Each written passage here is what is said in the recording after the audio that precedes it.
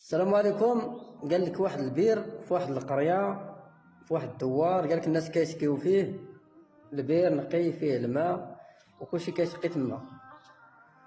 قال لك واحد الوقت الناس كيطلقوا الدلو باش يجيبوا الماء من البير، وشي حاجه كتقطع عليهم الحبل من التحت ديال البير، من الداخل ديال البير كيجيبوا الحبل جديد كيربطوه مع الدلو، كيطلقوا الدلو باش يجيبوا الماء، وشي حاجه كتقطع عليهم الحبل من التحت عاوتاني ديال البير من الداخل. شويه تلاقاو داك الناس ديال الدوار كاملين قالوا جاو نشوفوا الحل ديال هذا البير هذا، راه شي حاجه الداخل ديال البير كتقطع لنا الحبل، واش شي جن واش شي كلب واش هذا، خصنا نديروا شي حل نعرفوا شكون اللي كيقطع الحبل. بقاو كيفكروا قالوا نهبطوا شي واحد، قالوا نهبطوا شي واحد يشوف شكون اللي كيقطع الحبل. عيطوا لواحد الدري اللي صغر فيهم تما، قالوا لي غتهبط للبير تشوف شكون اللي كيقطع الحبل. جا داك الدري قال لهم مرحبا غادي نهبط ماشي مشكل، ولكن بشرط واحد.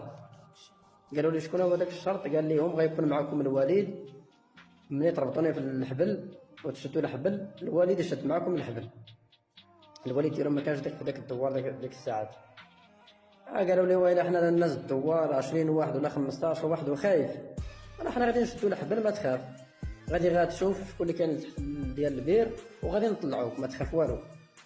لا قال لهم هذا هو الشرط ديالي، يكون معكم الوالد يشد معكم الحبل نهبط، ما كانش الوالد راه ما غاديش نهبط.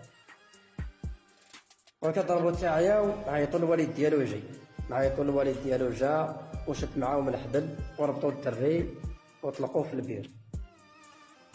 هبط الدري لتحت ديال البير، اش غادي يلقى تما؟ لقى واحد القرد هو اللي طاح في داك البير واحد. ملي كيطلقوا الدلو كيقطع عليهم داك القرد الحبل باش يعطيهم الاشاره باللي راه كاين شي واحد لداخل ديال البير باش يعتقوه. داك الدري هز داك القرد دارو فوق كتافو، والناس كيجروا في الحبل وكيطلعوا في الدري،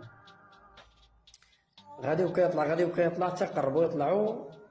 الناس شافوا داك القرد وشافوا الزغف ديالو وشافوا الراس ديال القرد، قالوا الجن هذا وطلقوا الحبل بالخلعه. كلشي طلق الحبل الا الوالد ديال الدري.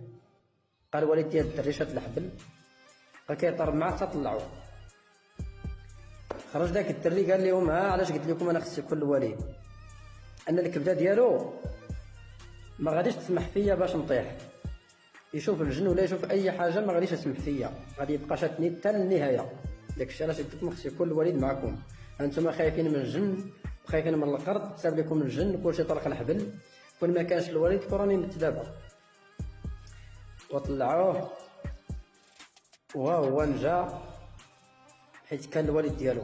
والعبره من هذه القصه هذه راه وقت ما يكون عندك الزياره غير الوالدين ديالكم اللي غادي يشدوا الحبل، شي الاخر راه غادي يحسب له الجن، غادي يخاف وغادي يطلق الحبل وغترجع ليه.